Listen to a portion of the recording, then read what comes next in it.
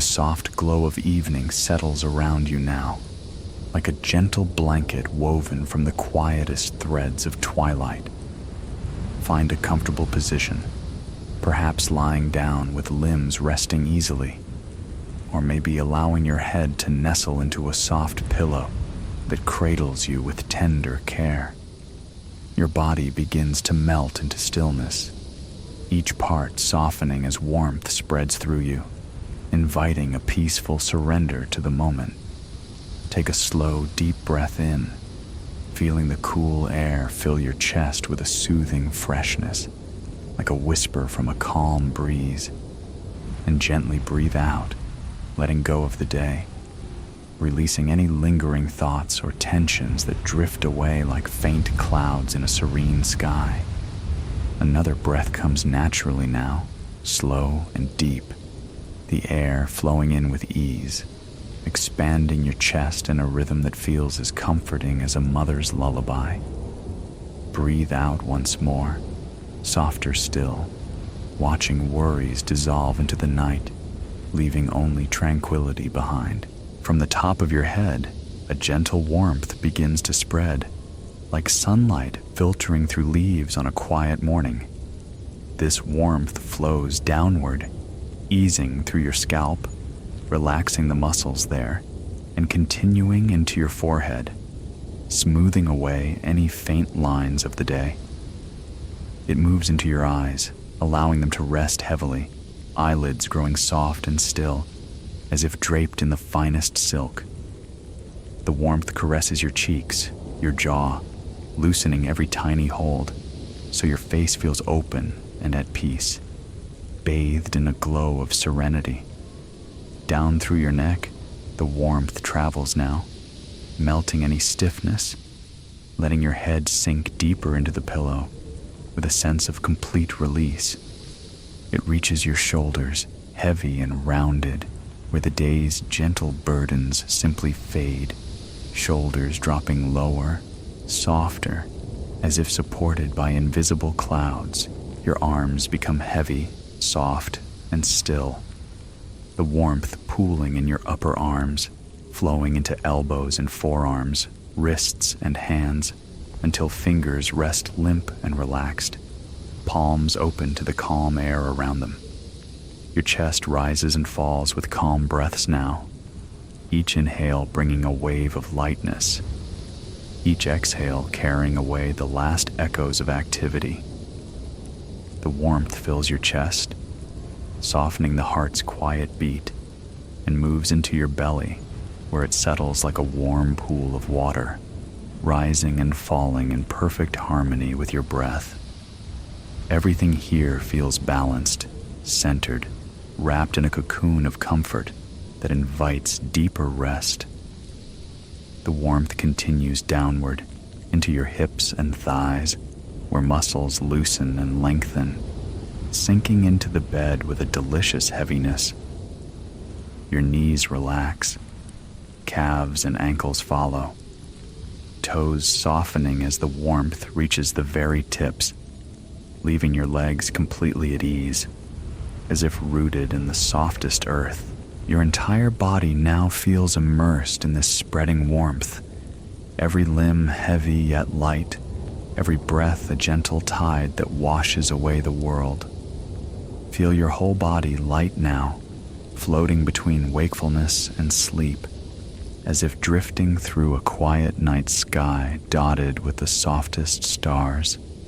The boundaries blur gently, your form weightless, carried on currents of peace that cradle you without effort. Sensations of touch fade into a dreamy haze, the pillow beneath your head like a cloud, the blanket a whisper of warmth, the air around you cool and inviting.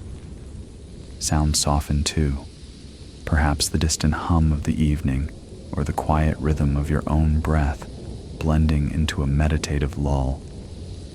Breathe in this floating sensation, allowing it to deepen with each slow exhale, your mind wandering freely in spaces of calm. Images may drift by softly, a vast sky of velvet blue, stars twinkling like distant fireflies, a sense of boundless serenity enveloping you, your thoughts slow, becoming like leaves on a still pond, rippling faintly before settling into stillness.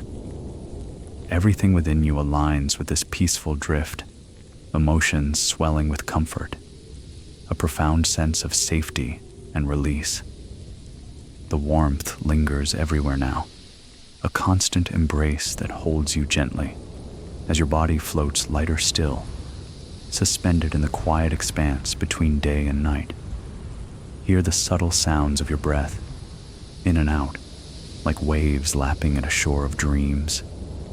Smell the faint, clean scent of fresh linens or evening air. Touch the softness that surrounds you, sight dimming into peaceful darkness behind closed eyes. All senses merge into one gentle flow, carrying you toward deeper rest. Continue breathing slowly, feeling the rise and fall, the warmth and lightness intertwining, creating a haven of tranquility within. Your heart beats steadily, softly, in rhythm with this serene floating. Emotions filled with a quiet joy, a tender contentment that needs no words. The world outside fades further, leaving only this inner peace, this effortless drift through the night sky, where sleep waits patiently, inviting you closer with every breath. As the floating deepens, your body becomes even more weightless, thoughts dissolving like mist in morning light, senses alive yet subdued in the most comforting way. The pillow supports you fully, the blanket hugs with gentle pressure, the air caresses your skin like a soft breeze.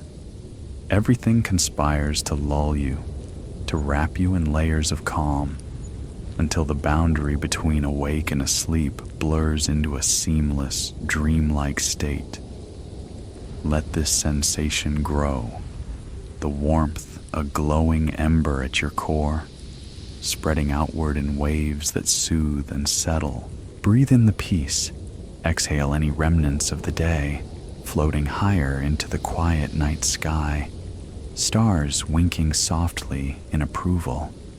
Your entire being resonates with serenity now, emotions rich with feelings of nurture and ease, ready to transition into the gentle journey that awaits. The drift continues, endless and calm, your body light as a feather on a still lake, breath the only movement in this perfect stillness. Comfort envelops you completely, a lyrical embrace that sings softly of rest, of dreams unfolding like petals in moonlight. And as you linger here, the night sky holds you, promising a smooth passage into deeper realms of sleep. The quiet night sky stretches wide above a small station nestled at the edge of the world, where time seems to pause in gentle reverence. Golden lamps glow softly along the platform, their light pooling on the tracks like warm honey spilled across dark wood, twinkling faintly as if fallen stars have come to rest there. A thin mist drifts lazily between the lamps, catching the glow and turning it into a haze of amber dreams, soft and inviting, wrapping everything in a hush that feels eternal. He stands there, a quiet traveler wrapped in the comfort of a woolen coat, its fibers brushing his skin with the tenderness of an old friend. The air carries the faint scent of pine and distant rain, mingling with the subtle warmth of steam rising from the waiting train. His breath forms small clouds that dissolve into the night, each one a silent farewell to the day left behind. The station feels like a threshold, a place where the ordinary slips away, leaving only the serene promise of the journey ahead. He whispers to himself, barely audible above the hush, another night, another gentle road. The train waits patiently, its dark silhouette gleaming under the lamps, windows glowing with a soft invitation from within. He steps forward, shoes making the gentlest sound on the wooden platform, and the doors sigh open with a whisper, as if the train itself breathes in welcome. Inside, the carriage unfolds like a cozy haven. Velvet seats in deep crimson, plush and yielding, their surfaces catching the low light in a way that makes them shimmer like still water at dusk. The air here is warmer, laced with the faint aroma of polished wood and a trace of lavender from somewhere unseen, soothing and familiar. He chooses a seat by the window, settling into its embrace as the velvet cushions mold softly around him, cradling his form with quiet care. His fingertips brush the cool glass of the window, tracing faint circles that leave fleeting marks, like whispers on a frosted pane. Cool as moonlight, he murmurs, smiling faintly at the thought. Outside, the station lamps begin to recede, their golden pools shrinking into the distance, blending with the mist until they become tiny sparks in a sea of darkness. The sky above mirrors the stars, a vast canvas of indigo sprinkled with silver, each star a gentle beacon following the train's slow awakening.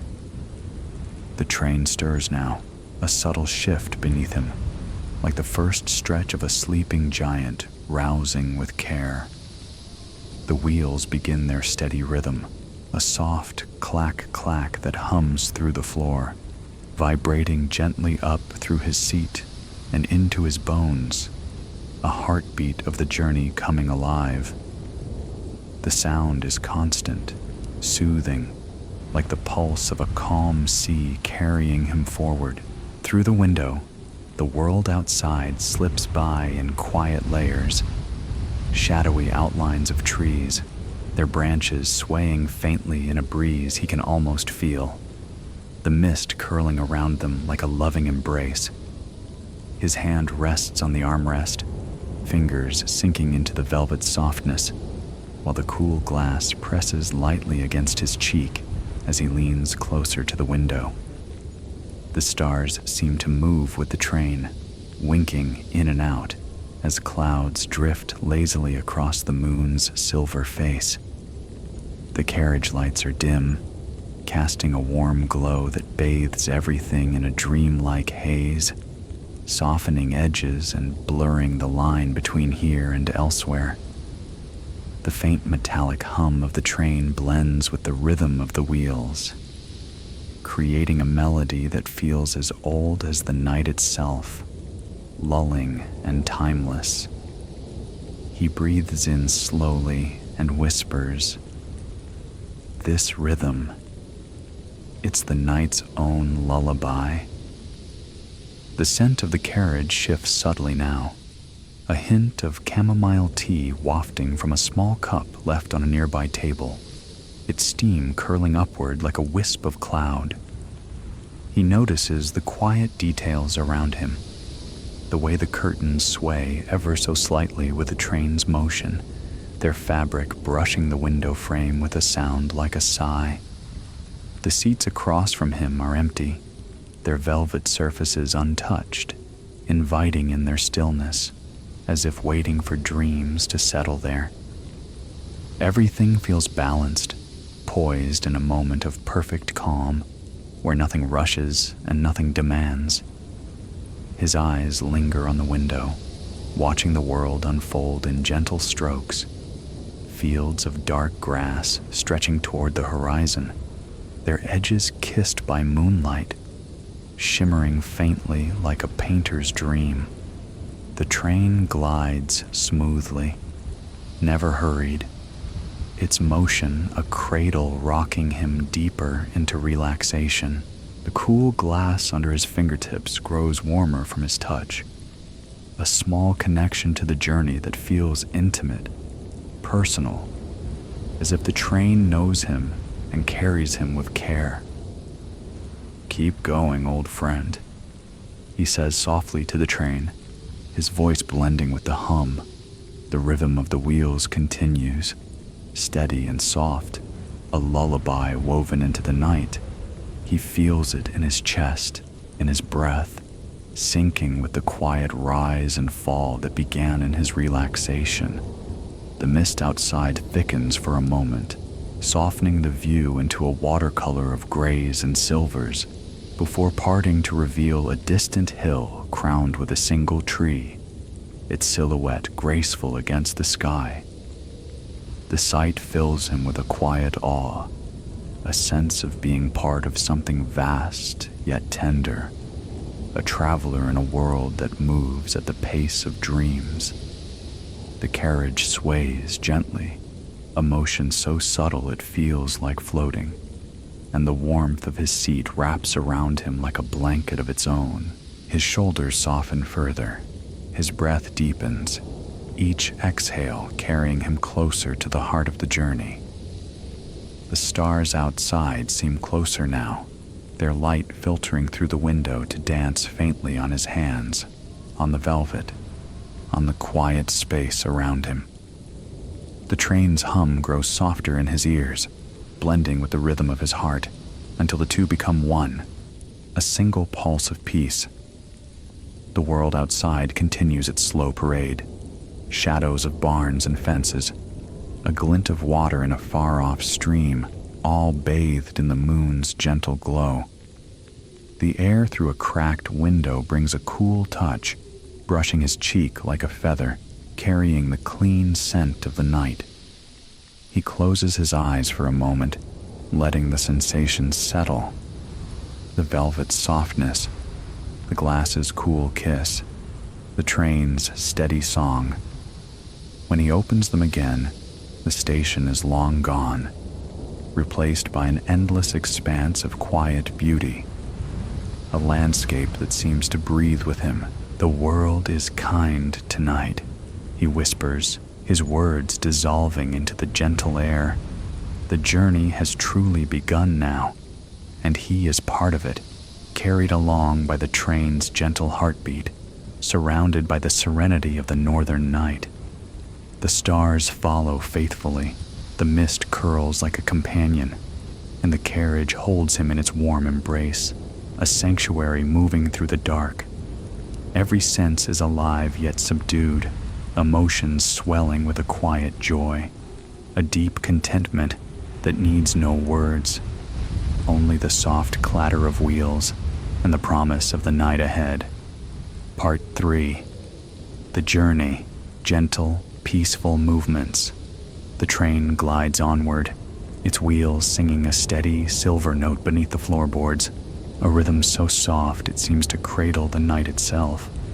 Outside, the northern landscape unfolds in quiet layers, fields of sleeping grass, their blades tipped with moonlight, hills that rise and fall like the slow breathing of the earth.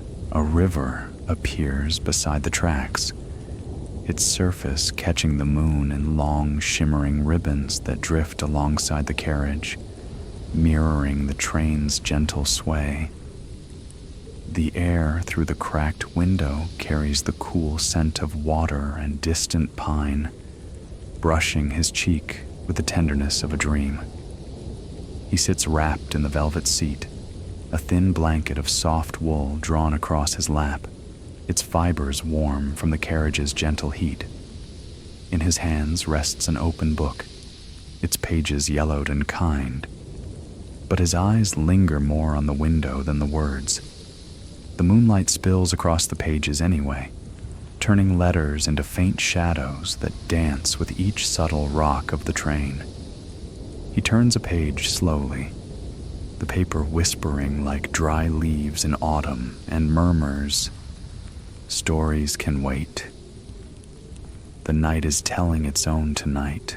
A small porcelain cup sits on the fold-down table before him, steam curling from chamomile tea in delicate spirals, its fragrance mingling with the polished wood of the carriage.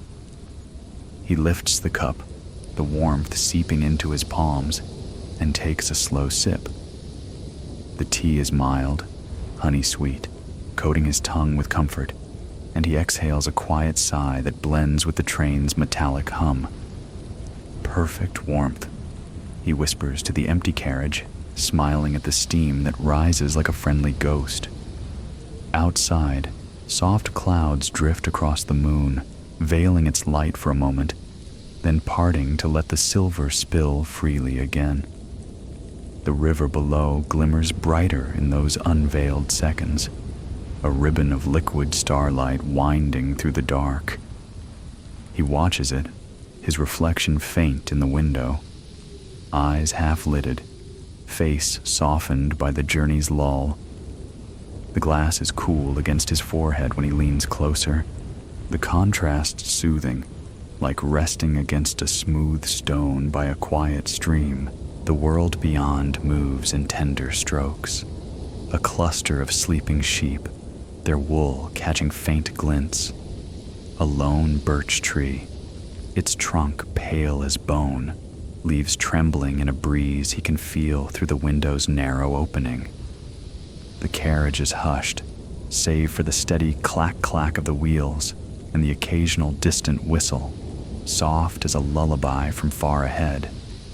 Across the aisle, another passenger, a woman in a gray shawl, yawns gently, her book slipping from her fingers to rest on her lap. She closes her eyes, head tilting against the window, and her breathing slows into the same rhythm as the train. He notices, and a quiet warmth fills his chest, a shared stillness that needs no words. "Sleep well, fellow traveler," he breathes, so softly the words are more thought than sound. He sets the cup down, the porcelain touching wood with the faintest clink, and draws the blanket higher, tucking it beneath his chin. The wool is light yet comforting, like being held by the night itself. His fingers trace the edge of the blanket, feeling the weave, the subtle give of the fabric, grounding him in this moment of peace. The train sways ever so slightly as it rounds a gentle curve, and the motion rocks him deeper into the seat, his body softening, shoulders loosening, breath deepening. The rhythm of the rails pulses through him now, a heartbeat shared with the earth, steady and sure.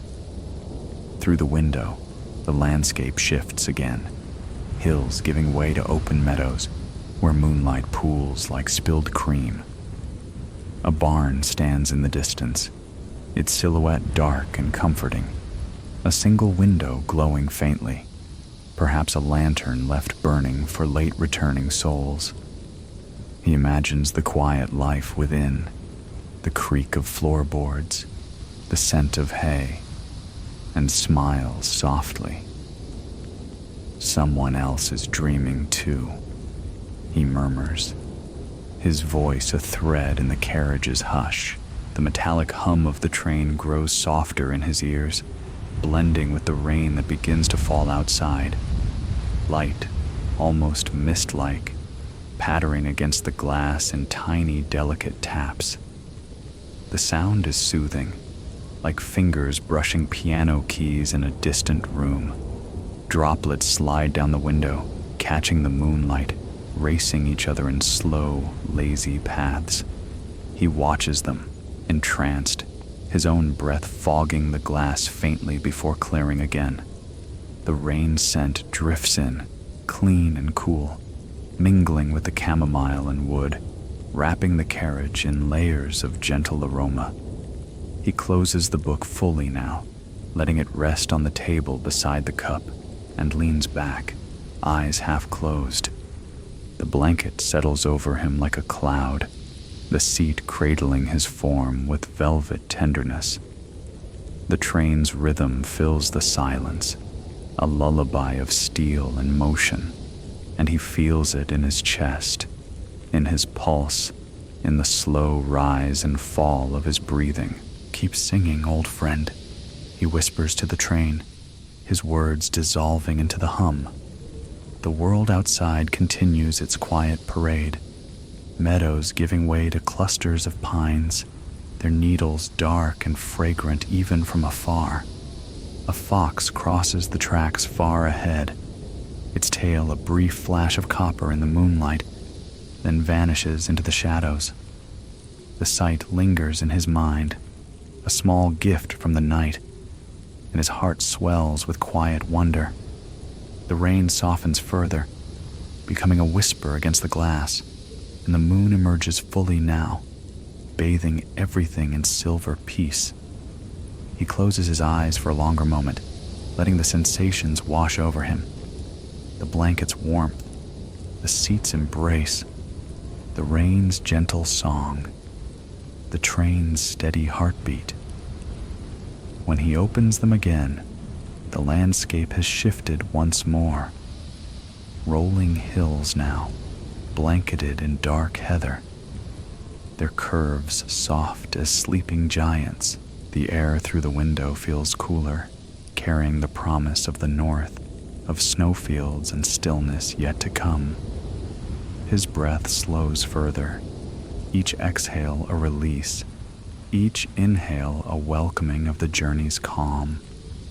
The carriage lights dim imperceptibly, as if the train itself senses the deepening night, and the glow becomes a soft cocoon around him.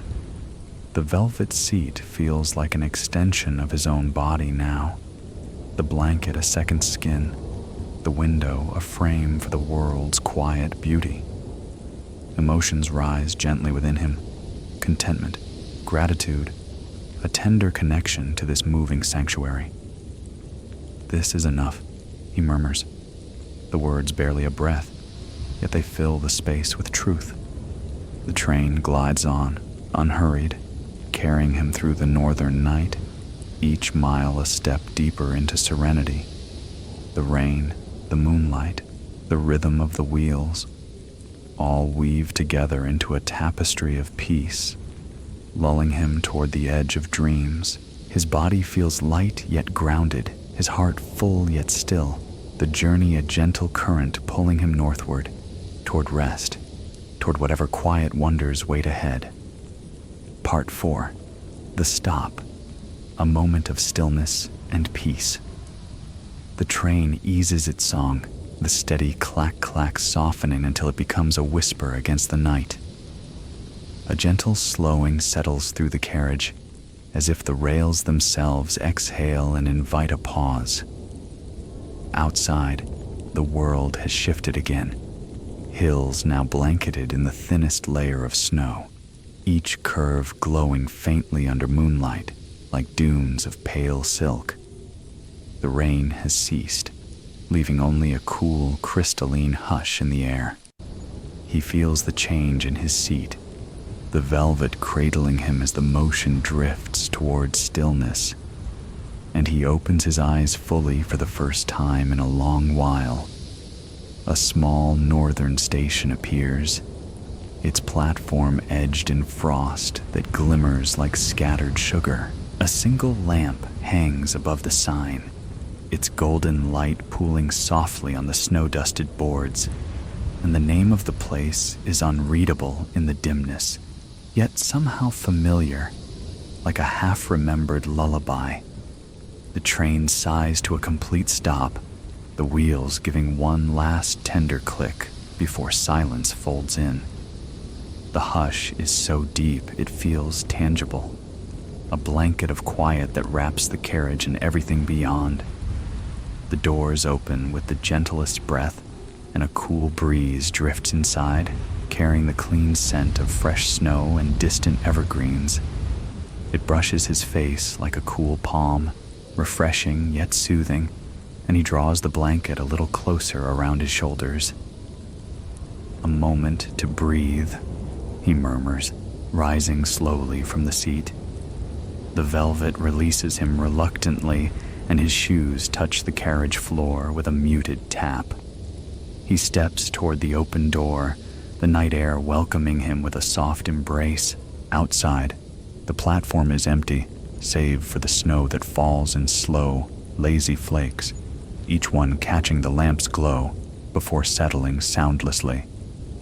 He steps down, the wood beneath his feet firm yet forgiving, and the cold kisses his cheeks with a tender chill. The snowflakes land on his coat, melting into tiny beads of light, and he lifts a hand to catch one, watching it dissolve against his skin. "So quiet," he whispers, his voice blending with the stillness, as if the world itself is sleeping. The air smells of pine and frost, clean and sharp, yet gentle on the lungs. He inhales deeply, the coolness filling his chest with clarity, washing away the last faint traces of the day's warmth. Around him, the station sleeps.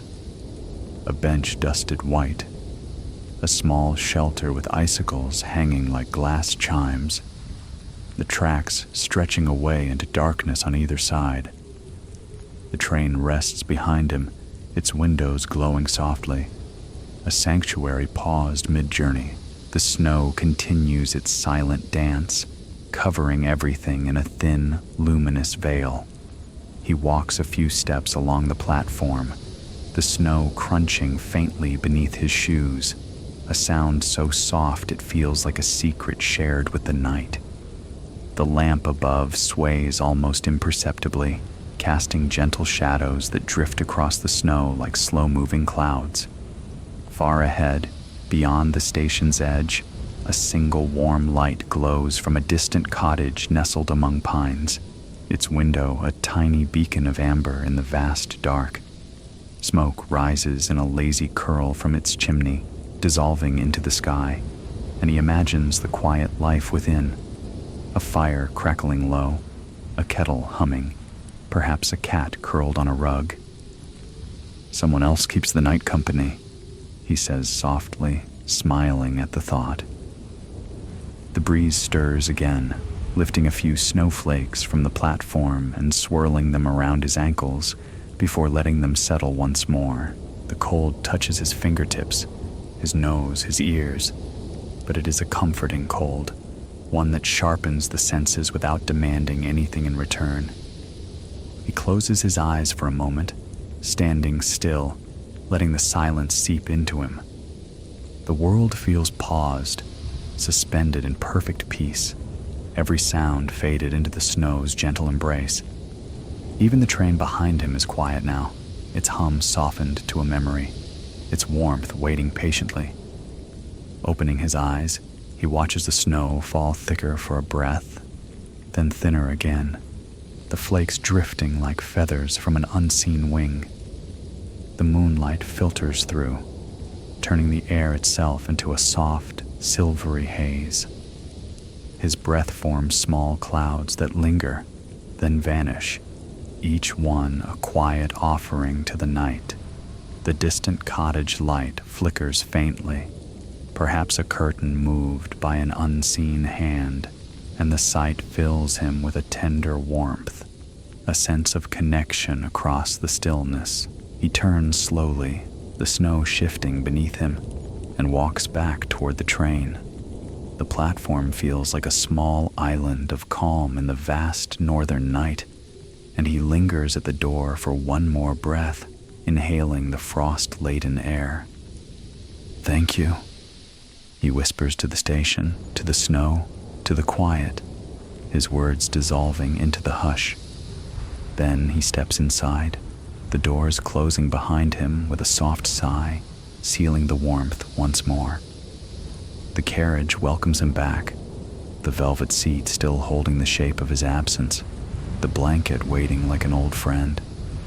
He settles into it, the fabric molding around him again, and draws the blanket up to his chest. The teacup sits where he left it, now cool, its steam long gone, but the faint scent of chamomile lingers, comforting and familiar.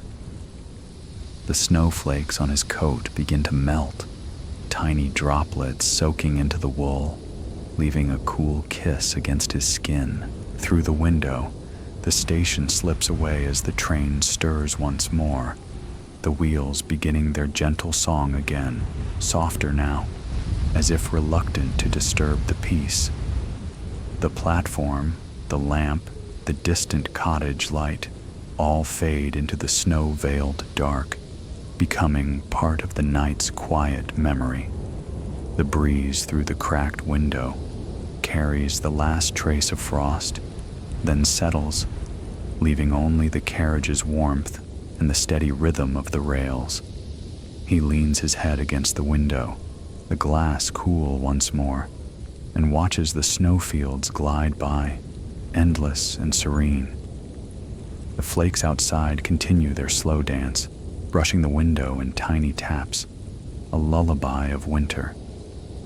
His breath fogs the glass faintly, then clears, and he feels the stillness of the stop lingering within him, a clarity that settles in his chest like a smooth stone in still water. Pure calm, he murmurs, the words barely a breath. The train glides northward again, the landscape now a sea of white under moonlight, hills and fields blending into one soft expanse. The metallic hum returns, softer than before, blending with the snow's silence. The blanket warms him fully now. The seat cradles him deeply, and the rhythm of the wheels rocks him gently, like a cradle in the night. Emotions swell within him. Gratitude for the pause, contentment in the motion, a quiet joy in the journey's tender flow. The world outside is asleep, wrapped in snow and starlight, and the train carries him through it with care. The distant whistle sounds once, far ahead, a note so soft it feels like a sigh. He closes his eyes, the cool glass against his temple, the velvet against his cheek, the snow's memory on his skin. The stop has left its gift, a moment of perfect stillness, a breath of pure peace, now woven into the journey's gentle thread. Part 5. Ending. Drifting into sleep. The train settles back into its lullaby, the wheels whispering over the snow-dusted rails with a rhythm softer than a heartbeat. The carriage glows in its low amber light, the velvet seat cradling him as gently as a cloud holds a drifting feather. He rests his head against the window, the glass now warmed by his breath, and the world outside slides by in slow, silvery strokes. Endless fields of white, pines bowing under their light burden of snow, the moon sailing high and serene above it all. The faint scent of chamomile lingers in the air, mingling with the clean breath of winter that still clings to his coat. He draws the blanket higher, tucking it beneath his chin, the wool soft and familiar against his skin. Homeward, in a way, he murmurs, the words barely a sigh, dissolving into the quiet hum of the train. The motion rocks him gently, side to side, a cradle woven from steel and night. His eyelids grow heavy, the lashes brushing his cheeks like the lightest snowflakes, and the boundary between waking and dreaming begins to blur, soft as the mist that curls beyond the window. Outside, the snow falls in slow, deliberate flakes, each one catching the moonlight before settling on the glass in tiny, fleeting stars. The sound of the wheels has become a heartbeat now, steady and low, pulsing through the floor, through the seat, through his own chest, until there is no difference between them. The distant whistle sounds once more, far ahead, a note so tender it feels like a promise whispered across the dark. He smiles faintly, the expression settling into his face like warmth into bread, and lets his eyes drift closed. The carriage is a cocoon of warmth and hush. The velvet yields beneath him, the blanket wraps him in quiet layers, and the faint metallic hum blends with the soft patter of snow against the window. His breath slows, deep and even, each exhale carrying him a little further from the platform, from the cottage light, from the day that has long since melted away.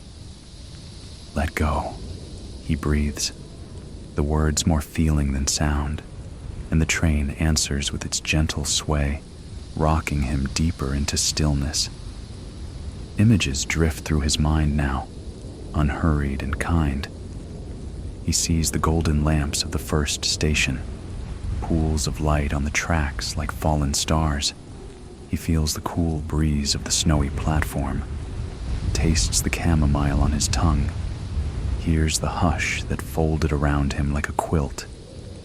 The river of moonlight glides beside the train again, its surface shimmering, and he floats along it, weightless, carried by the current of the night. The pines bow in greeting, their branches heavy with snow, and the moon smiles down, silver and serene. His body feels light now, every limb soft and still, sinking deeper into the velvet embrace. The blanket is a cloud, the seat a meadow of moss, the window a frame for dreams. The rhythm of the rails becomes a lullaby sung in the oldest language, one that needs no words, only the steady clack-clack that fades into a heartbeat, into breath, into silence. Deeper still, he whispers to himself, and the train carries the thought northward into the heart of the quiet. The snow outside thickens for a moment, veiling the world in a soft white curtain, then parts again to reveal the endless fields, the distant hills, the sky alive with stars. The air through the cracked window is cool and clean, brushing his cheek one last time before the gap closes, sealing the warmth within. His fingers rest limp on the blanket, palms open, heart slow and steady. The chamomile scent fades into the wood, into the velvet, into the night itself, leaving only peace. He is floating now, between the carriage and the sky, between the rails and the stars. The train glides on, unhurried, carrying him through landscapes of dream. A cottage with its warm light, a river of silver, a field where snowflakes dance like fireflies. The sounds blend into one gentle tide, the wheels, the snow, the hum, his breath. Emotions swell and settle, contentment like warm honey, gratitude like morning light, love for this quiet journey that asks nothing and gives everything. The moon keeps watch, the stars keep company, and the train keeps its promise. His thoughts soften, edges blurring, words dissolving into feelings, feelings into stillness. Sleep now, he murmurs, the last coherent whisper, and the night answers with a deeper hush. The velvet cradles him, the blanket holds him, the rhythm rocks him. His breath is slow, calm, a tide that ebbs and flows without effort. The train travels north, deeper into the land of dreams, where peace waits like an open door. The carriage becomes a cradle, the night a lullaby, the journey a path to rest. His body is weightless, his heart full, his mind quiet as the snow. Waves of stillness wash over him, gentle and endless, carrying him across the final threshold. The stars wink once, the moon sighs, and the train sings its softest note. He drifts, deeper, deeper still, into the quiet place where dreams begin. The northern night holds him, the train carries him, and sleep unfolds like a blanket of snow, soft, warm, eternal.